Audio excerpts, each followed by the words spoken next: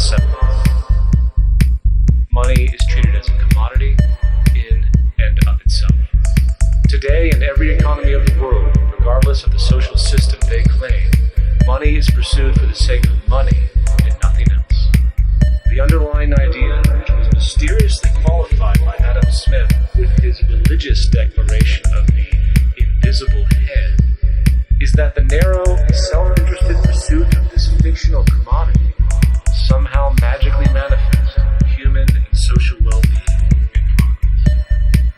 The reality is that the monetary incentive interest, or what some have termed the money sequence of value, has now completely decoupled from the foundational life interest, which could be termed the life sequence of value.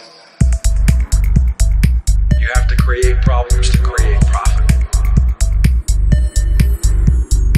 You have to create problems to create profit. You have to create problems to create profit. You have to create problems to create profit. In saving lives, putting balance on this planet, having justice and peace or anything else, there's just no profit there. There's just no profit there. There's just no profit there. There's just no profit there.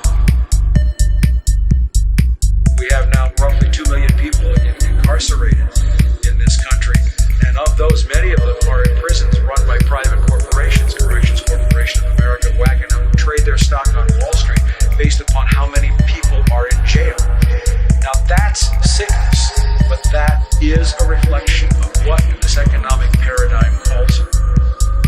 You have to create problems to create profit. You have to create problems to create profit. You have to create problems to create profit. You have to create problems to create profit. What is it that keeps our economic system going? Consumption. Or more accurately, cyclical consumption.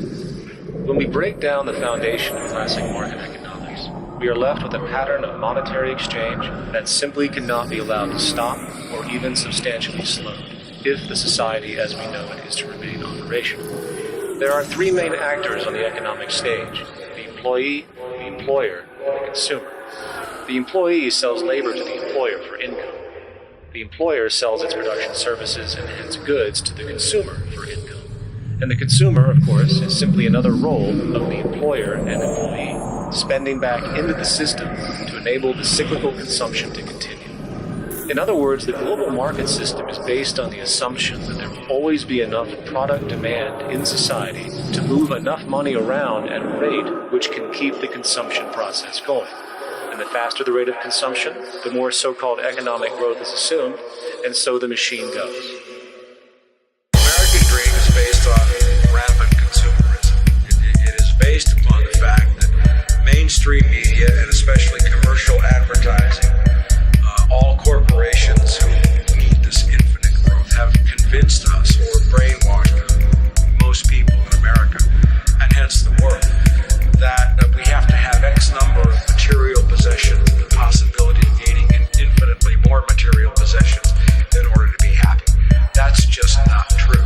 You have to create problems to create profit. You have to have X number of material possessions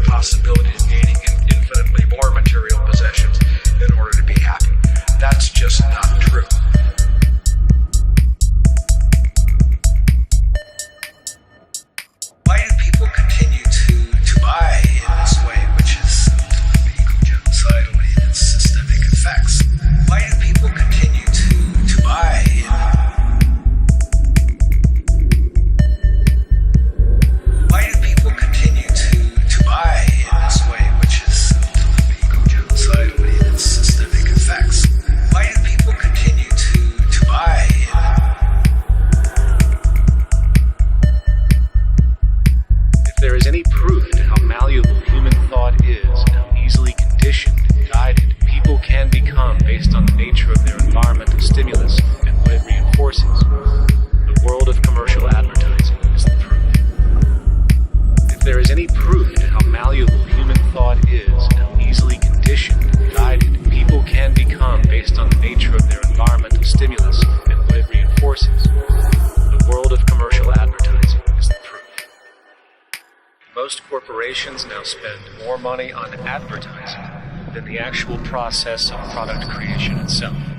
They work diligently to create a false need for you to fill, and it happens to work. Economists, in fact, are not economists at all. They're propagandists of money value. They're completely disconnected from the actually existing world of reproduction. Economists, in fact, are not economists at all. They're propagandists of money value. They're completely disconnected from the actually existing world of reproduction. In Ohio, an old man failed to pay his electric bill. You may be familiar with the case. And the electric company turned off the electricity and he died. The reason they turned it off was because it wouldn't have been profitable for them to keep it on because he didn't pay his bill. Do you believe that was right? Do you believe that was right? Do you believe that was right? The responsibility really lies not on the electric company for turning it off. The responsibility really lies not on the electric company for turning it off. You have to create problems to create profit. You have to create problems to create profit. You have to create problems to create profit. You have to create problems to create profit. You have to create problems to create profit.